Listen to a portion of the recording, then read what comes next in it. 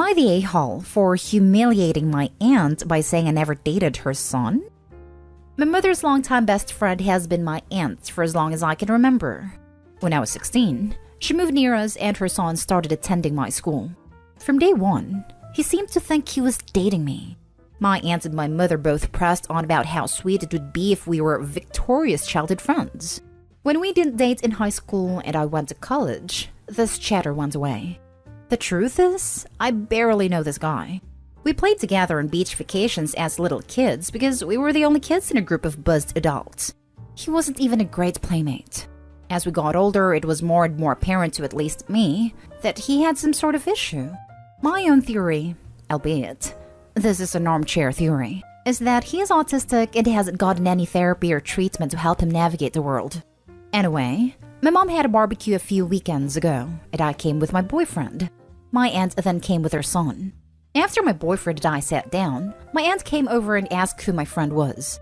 I explained he was my new boyfriend. She sighed and asked how I could do this to her son. My response was along the lines of, "What?" Then she launched into how she understood we were on a break. But showing up at a party with my revenge guy was a low blow, especially since everyone knew we'd get back together. And it wasn't fair to my flavor of the month to pretend like I was available, and she knew how hung up I was on her son. I know this sounds insane the way I put it, but she seemed so genuine that it was very convincing, and my boyfriend was visibly shocked. I had no idea where this came from, so I said, "Auntie, Sonny and I have never dated." I took him to one casual dance as a kindness. I don't know what is told you about our relationship, but the reality is, we just say hi on Facebook sometimes. She accused me of saving face in front of my boyfriend. He laughed, and I freaked out. I told her, very loudly, that this is crazy, that I'm not, and never have dated her son, that it's really, truly, and utterly undateable. I don't know a single girl who would date this boy. She had just assumed that I'd go along with this crazy narrative that would somehow insulate her from dealing with that reality, but I wasn't going to. Then I left, and was lucky enough to catch my boyfriend before he left, so I had to ride home. She and my mother sent me emails explaining that she was humiliated in front of her longtime friends, that I had no business saying that in public to her. I can see now that it would have been better to pull her into the kitchen or the house and explain this to her, since I now think it's possible her son was feeding her lines and she was really shocked, and I did say some harsh things. But in that case, didn't she owe me a trip to the kitchen to call me out on my infidelity? Edit. Some people have said that I was screaming that my aunt's son was undateable. I did not scream, and in fact, several people at the party didn't even know there was a commotion. While I was loud, we were also close to a table full of the sorority sisters that make up my mom and my aunt's friend group. Also, he really is undateable. I've tried to help him set up profiles, and I've even tried to set him up on a date with a few of my friends who I think might really get along with him, but it's been a disaster. Now for the top comments. Not a-hole. She also could have pulled you aside to talk to you privately if her son was truly telling her lies. Instead, she tried to catch you in front of your boyfriend and the rest of the family. Always a great point. Why is it these a-holes get to start trouble and then claim it was wrong to confront them in public? Just wow. Not an a-hole. You may have taken it a bit too far by proclaiming that her son was utterly undateable, but she has some nerve to say you humiliated her after she accused you of cheating in front of your boyfriend. Yeah, saying it was really, truly, utterly undateable, and I don't know a single girl who would date this boy, is a lot. And probably inappropriate. But she shouldn't have continued to push it after you said that you and Sonny had never dated. Lol, what? Not an a-hole. She is openly trying to sabotage your relationship doing this, because in her mind you're somehow betrothed to her son. Even if the kid wasn't autistic, you're not interested. And this isn't the Middle Ages where you arrange marriages. In her culture, arranged marriages happen, and the kids just go along with it in a lot of cases. I do wonder if, in her world, we were going to sow wild oats and then follow the script. Next story. Am I the a-hole for purposefully sending my cousin the wrong timing for a movie so the others could enjoy? My 16 female brother Nate, 17 male, was diagnosed with intermittent explosive disorder when he was 12. At first I walked in eggshells around him, but things are much better now. Most family members know and understand that IED is not just tantrums but a serious issue. Some do not. And one of my cousins, Kira, 17 female, is one of those people.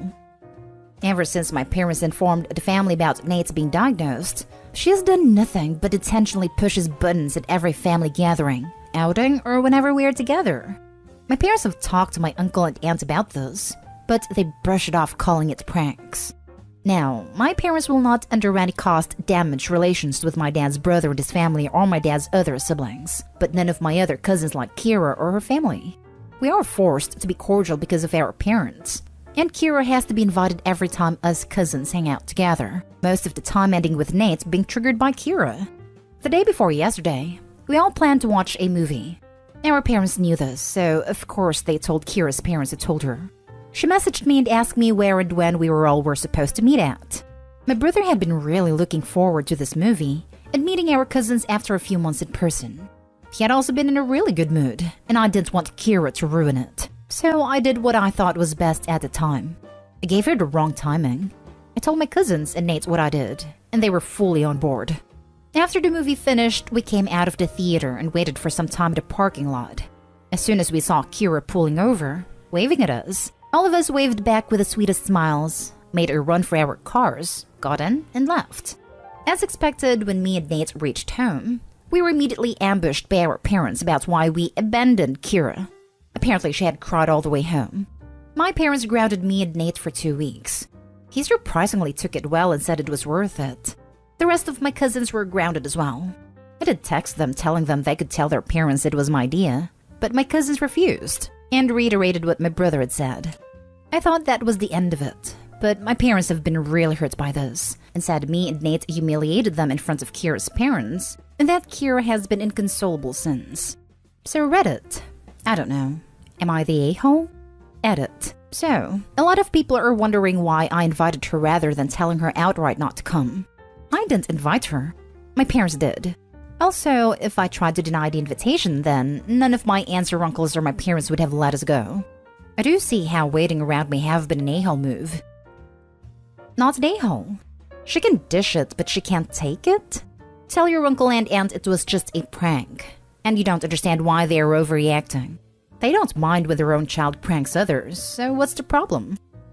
I'd normally not want to reply to petty with petty, but God, this needs to be the top answer for once. Opie, please, please, please do this. It's really not petty. What Opie did was an actual prank. What the cousin does to Opie's brother is emotional warfare. Not a-hole. Your parents are huge a-holes for allowing your brother to be tormented, just because they want to keep the peace. They would rather their child suffer than their lives get affected in the slightest. Not a-hole. If anything, your parents should see this as an eye-opener that when Kira intentionally messed around with Nate, no one seemed to take it seriously. However, when you guys give Kira a little taste of her own medicine and pranked her, now it's serious? Not a-hole. Does Kira prank all of you or just Nate? The fact that your entire family puts up with Kira's crap is why she keeps doing it. They're enablers. Keep doing what you all are doing. Maybe the grown-ups will finally get the message. It's just Nate, as we all have learned to ignore her. Nate is the only one she can get to react because of the IED. Next story is titled, Am I the a-hole for pointing out my aunt has a favorite kid at a family dinner? My aunt Mara, 45 female, has 2 kids. Reese, 13 female, and Laura, 9 female. Mara's always clearly preferred Laura. Reese always knew it too. My aunt always makes sure Laura can do the extracurriculars she wants to do. She lets her drop out anytime, even if she's paid in advance. She gives her the birthday she wants every year, and in general she's more affectionate and interested in what Laura's up to. But with Reese, she pushed her into dance when she was 5, and made her do dance for 4 years. Reese never liked dancing. It never seemed to fit in, and Mara hated it. She would ask her why she couldn't put more effort in, etc. That she had always wanted a daughter who did dance. I, 18 female, was around there a lot because Aunt Mara babysat me for my parents while they worked, and then I just had to wait at her house until my parents got home so we could save on electric bills and stuff. I once asked Aunt Mara why Reese couldn't do something she wanted to do, and she told me they didn't have the money for it. Reese never got to do another one, but Laura's several. Soccer, dance, art, and swim right now. But she's also done basketball, photography, gymnastics, which really upsets Reese because she always wanted to do gymnastics, guitar, piano, drums, and singing. Aunt Mara also discards Reese's plans and has made her cancel to look after her sister, but also made Reese skip her plans when Laura has them and they conflict. In the last year and a half, Reese has just decided to say screw everyone. She's definitely weighed down by it all. We talk about it, because she said I'm the only one who acknowledges it. But I have definitely noticed. We were all gathered for a family dinner Sunday. It was my grandparents' birthday this week, so the family decided to celebrate Sunday. And Reese was in a really bad mood. Aunt Mara told her she was bringing down the mood, and Reese got up and left the table. Aunt Mara said she didn't know what was up with her, but that she's always acting like the whole world is out to get her. So I mentioned that maybe if she didn't show such blatant favoritism, Reese would be happier. My aunt and parents were pissed that I would bring it up, and my grandparents asked what I meant. Aunt Mara said I didn't know what I was talking about, and Reese is such a drama queen. I told my grandparents what I meant, and they were shocked. Aunt Mara said Reese never wanted to do anything, but Grandma remembered how often Reese would ask to do gymnastics. My parents told me it wasn't the correct time or place to bring it up, and I embarrassed Aunt Mara. Am I the a-hole? Now for the comments. My parents told me it wasn't the correct time or place to bring it up, and I embarrassed Aunt Mara. Not the a-hole. Your aunt's behavior is what embarrassed her, and it's going to have done so regardless when you brought it up. The fact that Opie's parents were okay with a child being treated that way is even more concerning. Opie is not the a-hole, but her parents obviously relied on Mara a lot for childcare and were in no position to criticize her. Opie's parents were very poor according to her description. She hung out at Aunt's house in order to save electricity at her own home, so it's unlikely they had any other childcare options. Common sense says don't put someone on blast when you desperately need their help. Welcome to the world of the working poor. Sometimes you have to eat crap to put food on the table. The problem here is Aunt. Good for Opie for sticking up for cousin, but she has nothing to lose here, so it's not a reflection on the character of her own parents that they never said anything. They may not even have known given that they seem to work a lot. They owe the aunt a lot for providing years of free childcare, and are not going to attack her, deserved or not. Your aunt disgusts me. You're not the a-hole. And my heart goes out to Reese. Not the a-hole. If she was embarrassed, she probably does it knowingly, knows it is looked down upon but still doesn't change a thing. Good for you for standing up for your cousin. Now for the last story. Am I the a-hole for keeping all my recently deceased grandfather's paintings? About 10 years ago, my grandfather was diagnosed with dementia. One of the activities his doctor suggested was that he do paint by numbers kits as a form of mental exercise. So pretty much everyone in my family would get him a kit for his birthday or Christmas. He would give the family member back the completed painting when it was done if they wanted it. The thing is, most sets were pretty generic landscapes or things like that. Well, one day while looking online, I came across a site that made custom sets from photographs you submitted. These were quite a bit more expensive than the kits from the craft store, but I figured my grandfather would enjoy painting things that had meaning to him. The first set I got him was a set of the wedding day for him and my grandmother. Over the years, I got him sets of family portraits, their house, and other things that had meaning to him. Whenever he finished one, the next time I visited he made sure to return it to me. When he died and the family was talking about the funeral, I suggested that we display some of his paintings at the viewing. Turn it into a mini art show because everyone in my family knew about his proficiency with paint by numbers. Turns out that over the years, most of my family had gotten rid of most of the paintings he did. So when I brought in my paintings, everyone was blown away by them. The paintings quickly turned into a topic of conversation at the viewing, with certain aunts and uncles trying to claim various paintings for themselves. After the funeral, there was a small get-together at my grandfather's house for just a close family. The paintings came up there again. My aunts and uncles told me that I should share all the paintings with them and my cousins, so they would all have something to remember him by. That's what he would have wanted. I responded back that they could have kept the paintings I gave them, and they were special to me as well. One of my aunts called me a selfish a-hole for wanting to keep all the paintings. So, am I the a-hole for not sharing the paintings with my other family members? Edit. To clear up a few things I see in the comments, my grandmother died about 4 months ago. We think Grandpa was only hanging on for her. The company got the kits from is no longer in business. It was a small mom-and-pop place, but they sell similar kits. Just have to do a Google search. I'd given 2 of the paintings to my dad before my grandpa passed. They were a painting of my grandfather and my dad and I just after I was born, and a painting of my grandfather in his fishing gear. My dad took him fishing every week up to when he died. I don't know if my family knew about the costume kits. They would be open in family situation, but I don't know if anyone paid any more attention than the other pair of numbers kit. Not the a-hole. If they wanted them, they should have kept theirs in the first place. We don't owe them anything. Plus, Opie was the one who went out of their way to do the extra thoughtful step of getting the personalized painting options for him. An extra reason to not share them. Not the a-hole. And if they knew he was working on these when he was alive, they could have asked Opie where they got personalized paint by numbers from, and had him paint their favorite photos while he was still alive. Not the a-hole. Not the a-hole. Asking for the paintings is understandable because they are grieving, but attacking you when you refused is not acceptable. They had the opportunity to treasure his work while he was alive, and chose not to. Also, great idea getting costume kits. There is a possibility that they are grieving and feel guilty about throwing the paintings out, and that is why they are lashing out at Opie. They could also be entitled a-holes.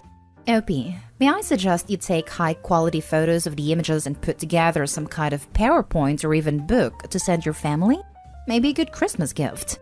If you can get your hands on a decent enough scan, you may even be able to blow the photos up to 8x10s, or even larger to hand out to family members. This way you get to keep something important, but appease them to an extent.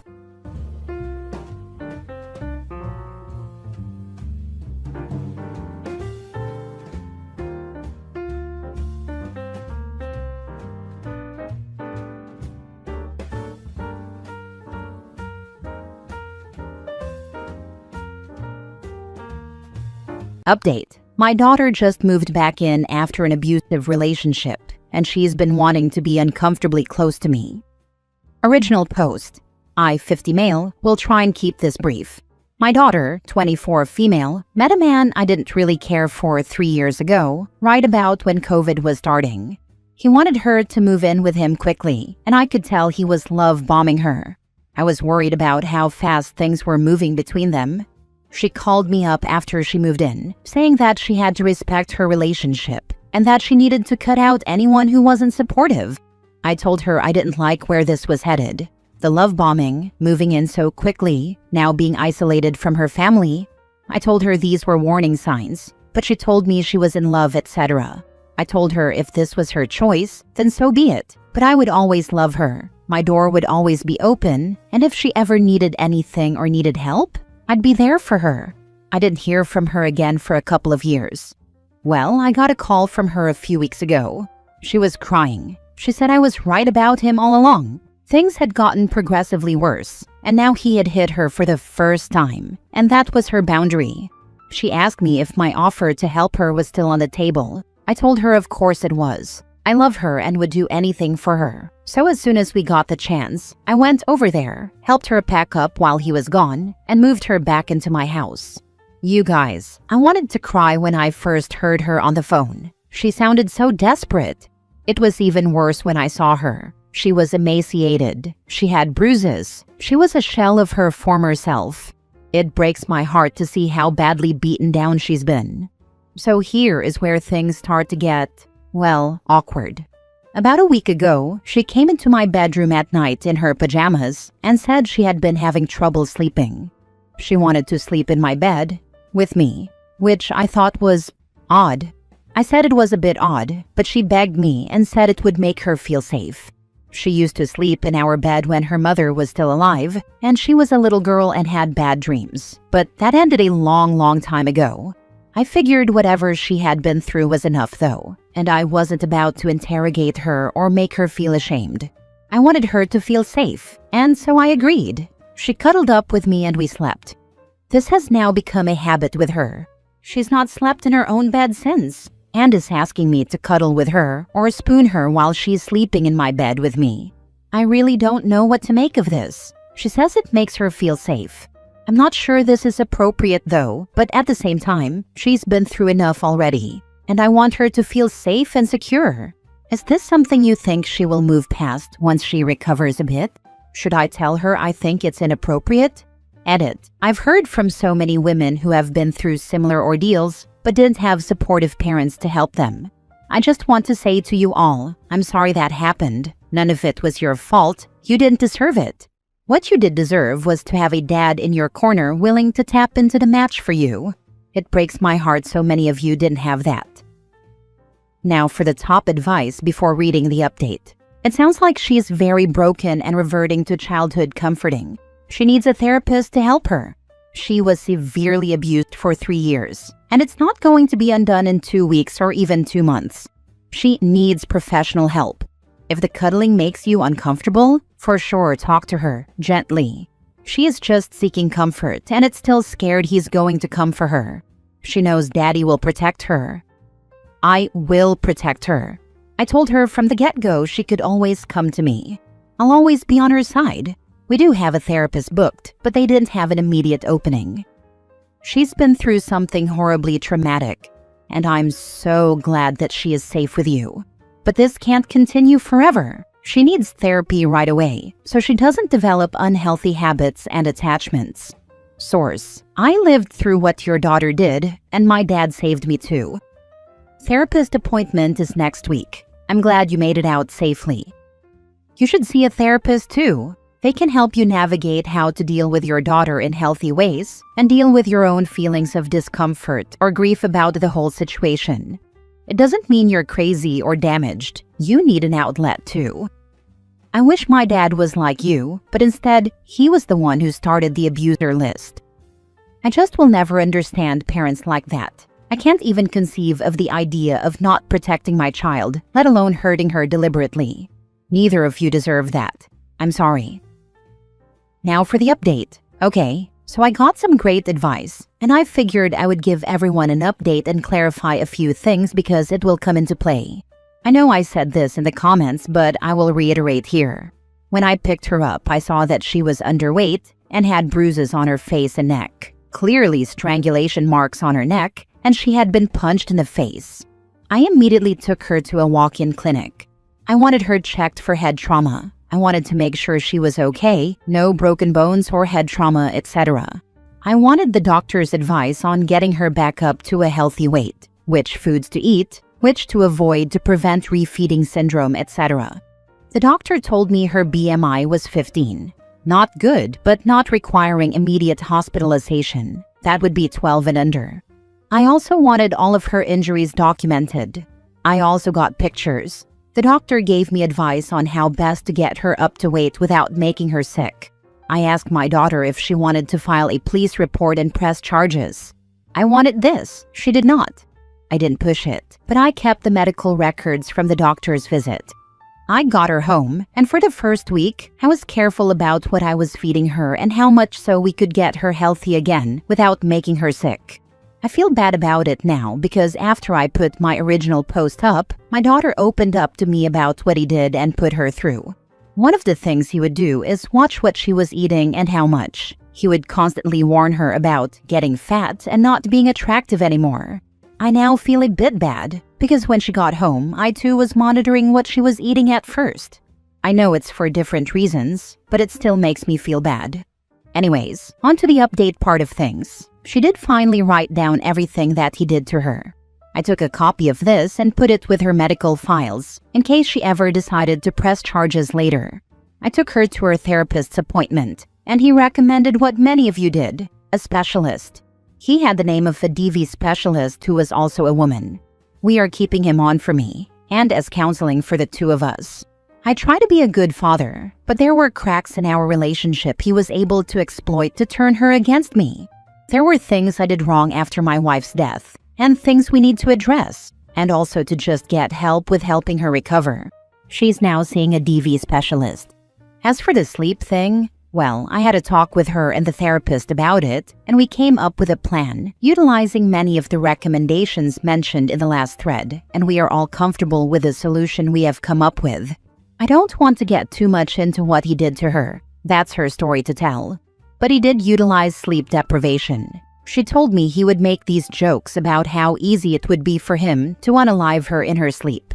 He would joke like this all the time, and then laugh about it. She repeatedly asked him to stop, but he didn't. I only mention it because people mentioned he might have done things to make her scared to sleep. And well, that was one of them. I don't want to repeat the others. Those are too personal. I took a leave of absence from work so I could be home with her. I prepared my weapons and got a ring cam to monitor the door. He did not give up on her easily. While she had blocked his number and social media profiles, he would repeatedly create false profiles or use burner phones to continue to harass her.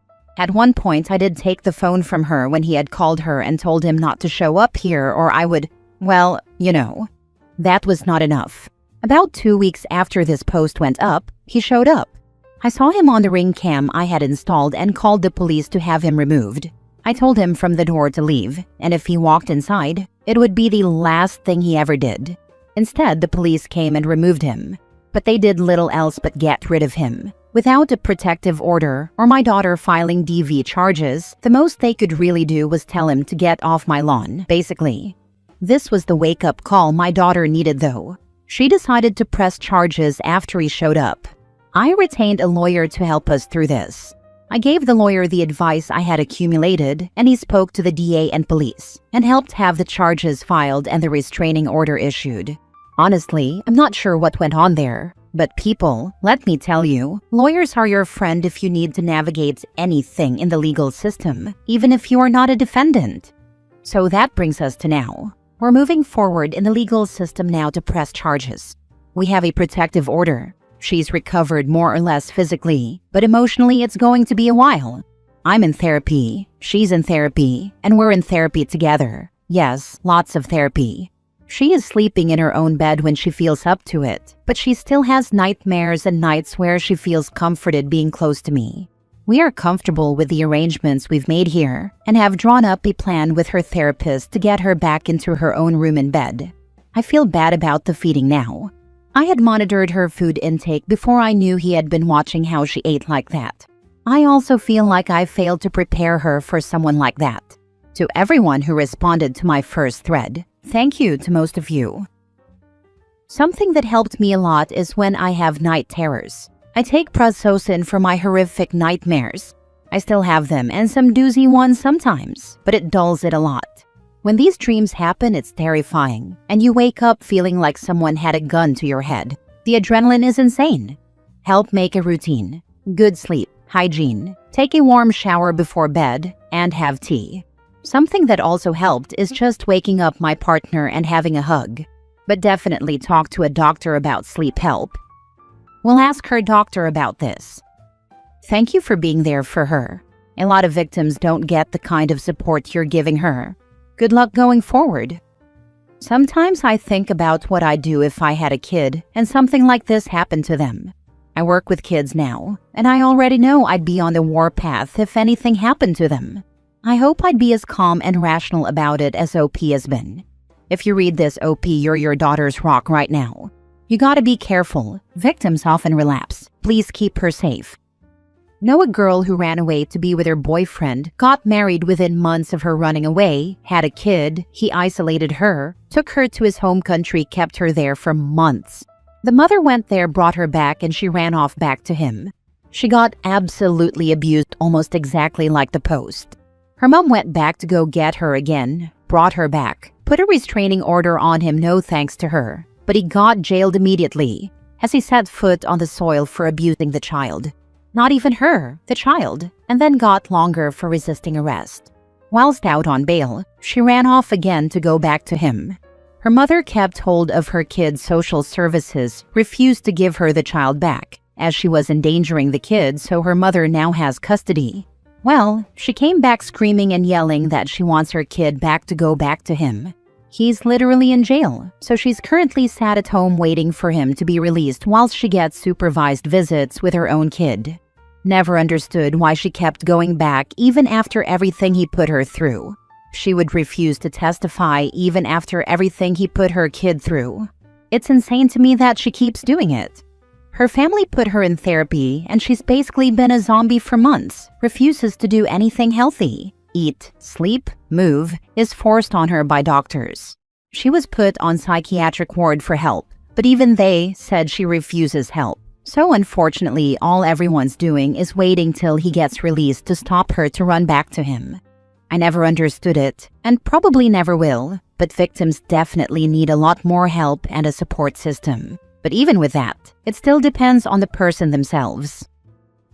Last story. I missed the first 4 years of my daughter's life, and now she's living with me. I got a girl pregnant when I was 20.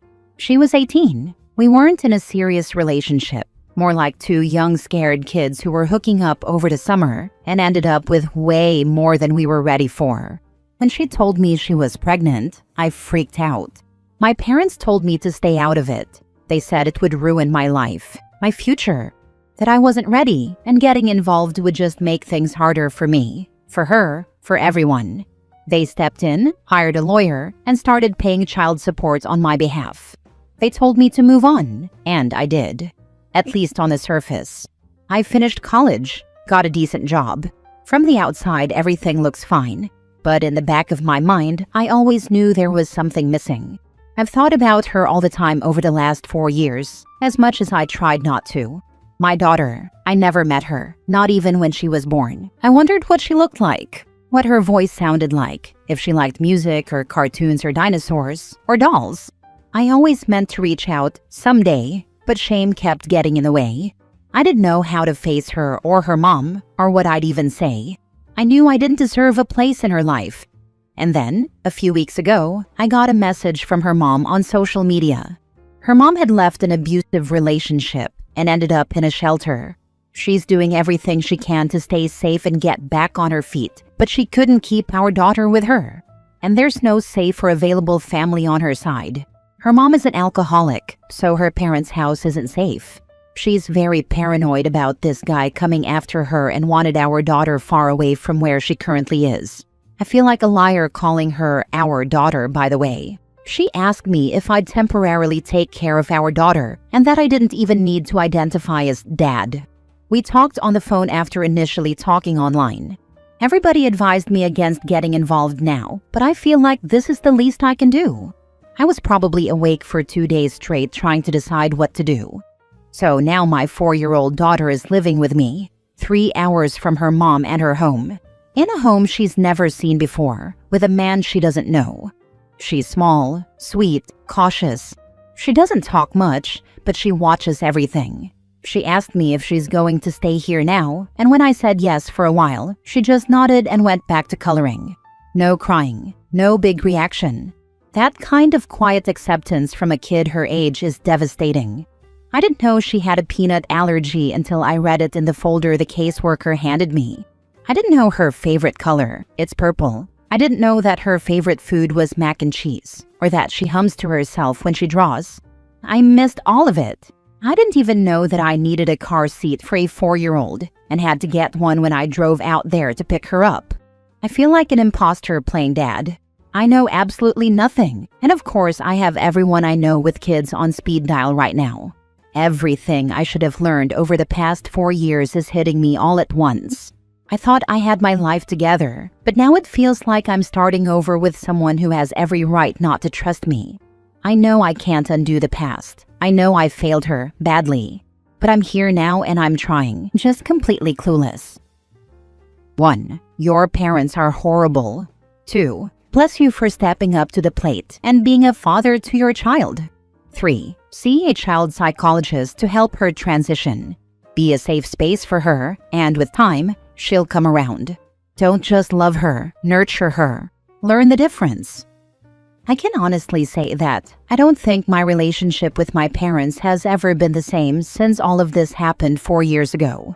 But at the same time, I've finally come to accept my responsibility in not being involved. I blamed them in my head for a few years, or let them take the blame as a way to make myself feel a little less guilty. But I was a 20-year-old adult and made the decision to do what my parents wanted me to do. They were against me getting involved this time too. This is your chance to be that little girl's father. Maybe you weren't there before, but you're there for her now. Take care of her, pamper her, take the time to get to know her. Thanks. Appreciate the support. I'm so proud of you. I myself am a parent of 2, and my own daughter is just 2 years younger than the gal when she got pregnant.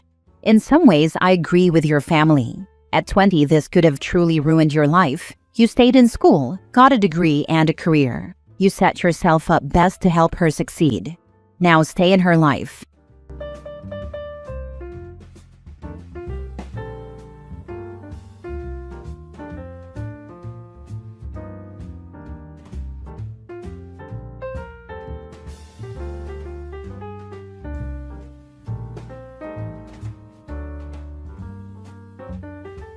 Update. How do I move forward after my daughter hid her father's affair from me for 2 years? Original post. I, 49 female, was married to my ex-husband, Derek, also 49, for 20 years, before divorcing 2 years ago. Finalized a few months ago. We have 2 kids, a daughter, 22 female, and a son, 17 male. I found out Derek was having a 2-year affair, and my world was shattered. But what hurt almost as much was discovering that my daughter had known about it the whole time. She actively hid it from me for 2 years, lied, covered for him, and never once tried to warn me. When I found out, I was devastated, not just by my husband's betrayal, but by my daughter's choice to keep it from me. She was young at the time, and I understand it was a difficult position for her, but the pain was immense.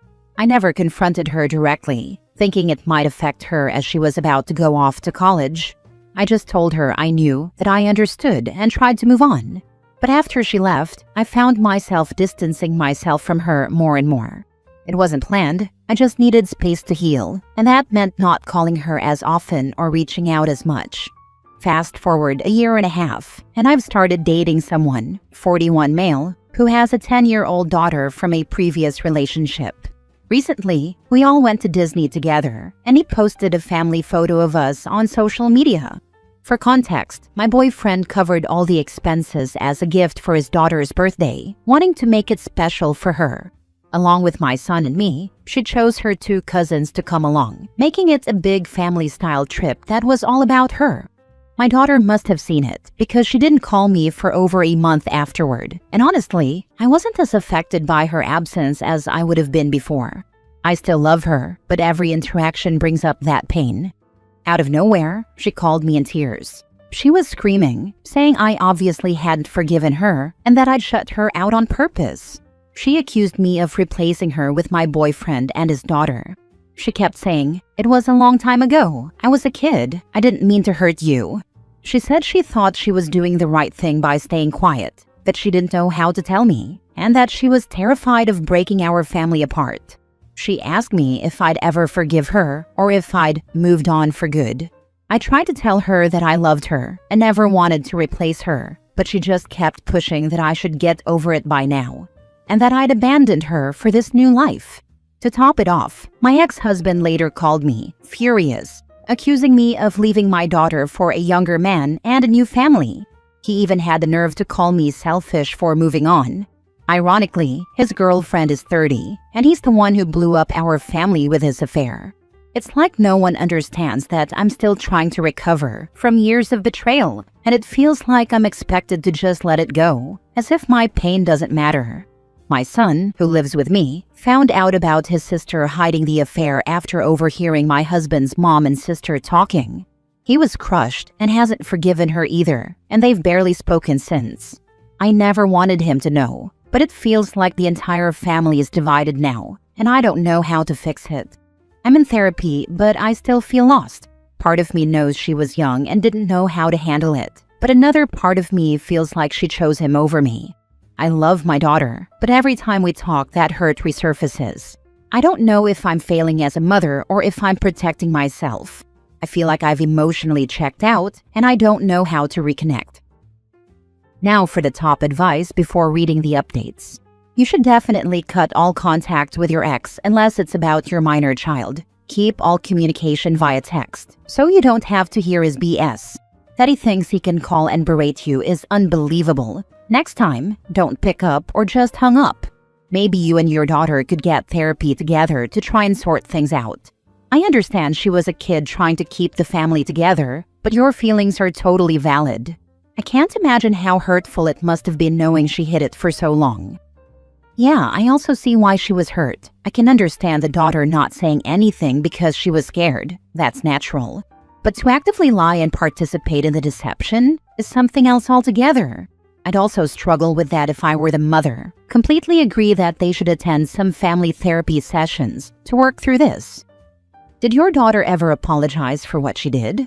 Your ex can go kick rocks. I hope you blocked him after telling him to take a long walk off a short pier and taking a long look in the mirror. He had your daughter complicit in his affair and blew up his marriage. Unfortunately, your daughter has learned not to take accountability from her dad. If you need to be in contact with your ex due to your son, use a family app. Outside of that, don't speak or engage with him. He is an a-hole. OP, I wish you all the best with your healing and happiness. Thank you for your kind words and support.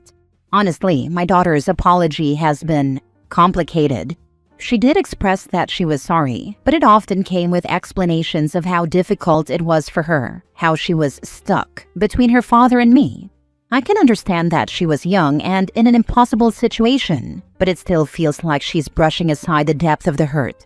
Sometimes it seems like she doesn't fully understand why it's so painful for me, and that part has been hard to get past. As for my ex, yes, I've definitely limited contact with him to what's necessary for our son. My son mostly stays with me, so that call was a bit unexpected. We rarely speak directly, and when we do, it's usually through our lawyers. Our divorce was only finalized a few months ago, so I'm still adjusting to all the boundaries and just trying to protect my peace. He doesn't deserve any extra energy or emotional space in my life, and I'm doing my best to keep it that way. You keep saying that she was young, but you haven't told us what age she was exactly when she knew. According to the timeline, was that when she was 18? Or younger than that? And how did she learn about it and cover it up? I feel these are two important details that we are missing. If she was an adult who actively conspired with her father, it's a different story from if she was a minor who accidentally discovered the fact and didn't know what to do with it. That's just for us to have more of a needed context. She was 17 when she first found out about the affair. She learned about it by overhearing her father's conversations, and while I don't know exactly how much she knew, she chose to keep it from me. I believe she was trying to protect him, and I don't think she fully understood the weight of her silence at the time. Now for the first update. First, I want to thank everyone who responded to my post. I was honestly overwhelmed by the sheer number of replies. I tried my best to read through as many as I could, and some of the advice was hard to hear but necessary. It's been a lot to take in, but one comment really stayed with me. Someone mentioned how fragile life is and how little time we really have with the people we love. That struck me deeply. I've been so consumed by pain and anger that I forgot to think about what I'd want my relationship with my daughter to look like in the long run. If something were to happen tomorrow, would I be okay with leaving things as they are? That thought stayed with me, and within a few days, I decided to contact my daughter. I told her I wanted us to talk, not to rehash the past or point fingers, but to figure out how we could move forward. She was hesitant at first, which I completely understand. We had the conversation a few nights ago, and while it wasn't easy, I'm grateful she was willing to open up. There were tense moments, and I won't lie, it was hard to hear some of what she said. But for the first time in a long while, I felt like we were finally addressing what had been festering between us. We talked about what had happened, and I finally asked her for the truth about everything. When I first discovered her father's affair, he told me that she had always known about it. In fact, he claimed she had been his ally, hiding things from me multiple times. He even said that she disliked me and was on his side. Hearing that from him was devastating. I couldn't believe my daughter would do something like that or feel that way about me. The way I found out about the affair was awful, and the idea that my daughter had played any part in it, even unknowingly, made it so much worse. At first, she was very reluctant to talk about it, but eventually, she opened up and started sharing everything, including what led up to her actions. A few months before discovering the affair, she had been involved in a difficult situation at her high school. Without going into specifics, it was a matter where her actions led to serious consequences. The school had a zero-tolerance policy, and as a result, she was expelled. She had to transfer to a new school and repeat the year. On top of that, her grades took a hit, and she was finding it challenging to get back on track.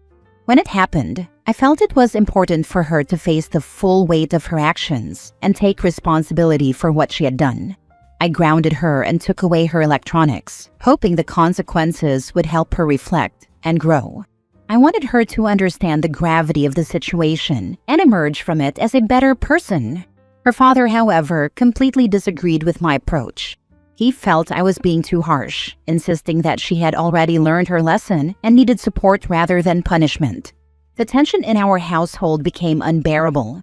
Between my frustration with him and my disappointment in her actions, I found it harder and harder to communicate properly with her. There were constant fights, arguments that seemed to erupt over everything and nothing at the same time. It wasn't just them. Therapy over the past year helped me realize that I played a part too. My hurt and frustration often came out as anger, and instead of addressing things calmly, I let my emotions take control. I was constantly angry and frustrated, and my mood probably created an even more tense and uncomfortable environment for everyone. So when she found out about his affair shortly after, she was angry at me and still reeling from everything that had happened. She admitted that part of her decision to stay quiet was fueled by a desire to get back at me. She felt like keeping the secret was her way of taking revenge, though she now realizes how wrong that was. She also told me she had tried to get her father to come clean, but he discouraged her from doing so, telling her that I had already been disappointed enough by her situation and that she shouldn't make things worse. Feeling trapped, she lied and kept lying, hoping it would somehow blow over without me finding out. Hearing this from her was heartbreaking. It didn't justify what she did, but it helped me understand her perspective. Knowing her father pressured her to keep his secret makes my anger toward him even stronger. He broke everything with his affair and then used our daughter to cover for him, making her feel trapped and responsible for his lies. I hate what he put her through. To be honest, our marriage was already going through a rough patch at the time, and we likely would have ended up divorcing anyway. However, it's one thing to fail as a husband, but to fail so completely as a parent is unforgivable. They always had a good relationship, and I never wanted to ruin that for her, even when I was angry. But seeing how he used her in his lies has only deepened my resentment. I told her that I've been hurt, not just by her actions, but by how deeply they shook my trust in her. At the same time, I reminded her that I love her, and I always will. I said that while I can't change the past, I want to rebuild our relationship. We agreed to take things one step at a time. I suggested we try online therapy together, and while she was hesitant at first, she agreed. She's already been seeing a therapist on her own and wasn't sure about opening up in a joint session, but I think she ultimately realized how much I want to make this work. I also brought up her brother. They've never had the closest relationship. He's always been more of a reserved, independent person, while she's more outgoing and emotional.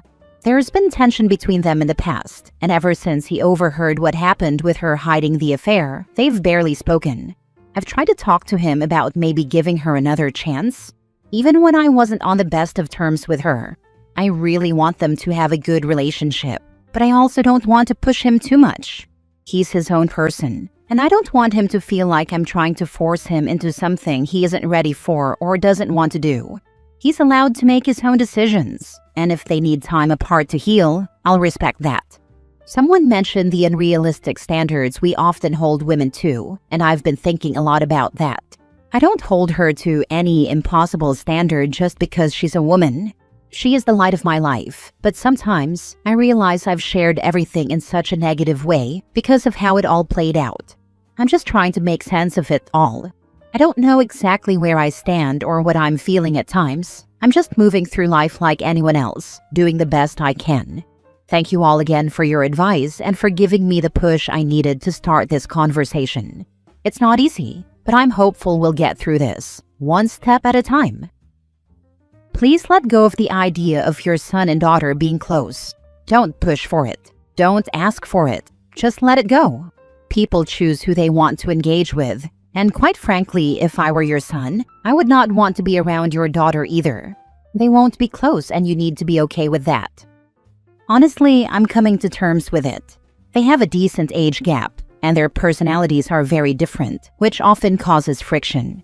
Even before her concealment of the affair came to light, they weren't close. There are several reasons for it, and I don't want to paint anyone in a bad light, but it's been like this for some time now. Right now, I'm trying to let my son be his own person and respect his feelings. I don't want to pressure him into prioritizing this relationship. I've also put him in therapy to help him process everything. He's a bit apathetic about the situation, not towards me, but towards his sister. He just doesn't care anymore, which in some ways feels worse. But this is where things stand for now, and we don't know what might happen in the future. I'm learning to take it one day at a time. Where were your daughter's parents in this? Why has a child been sat with the burden of your marital issues, and then punished for this by her own mom for years?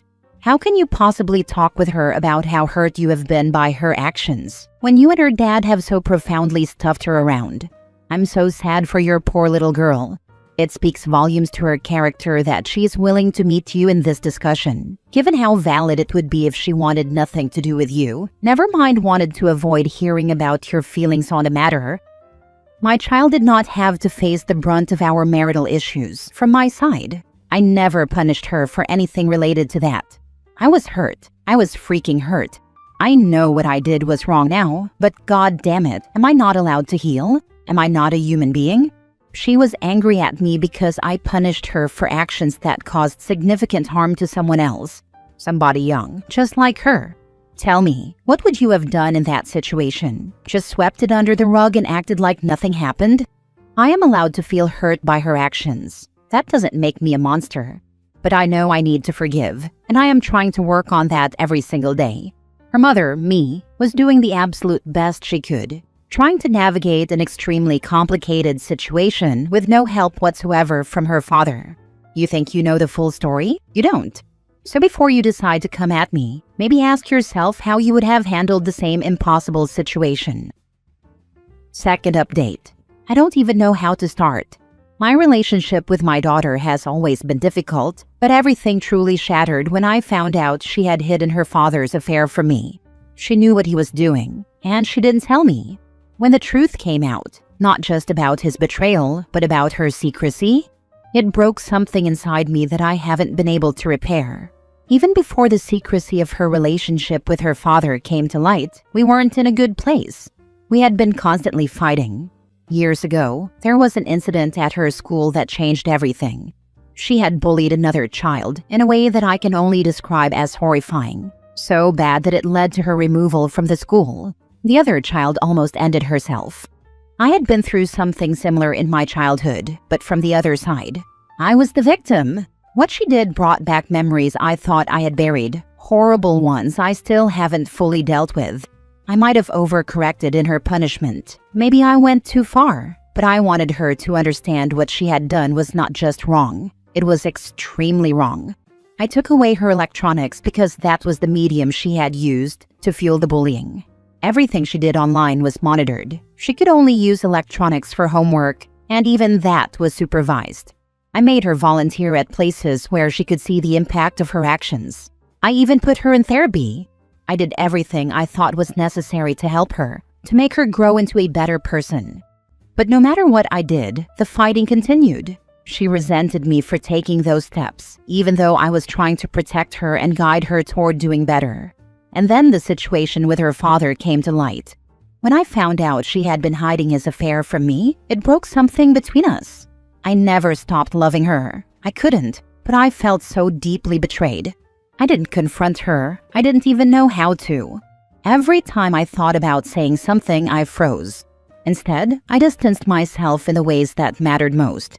I still spoke to her. I still picked up the phone when she called, attended her events, and supported her financially.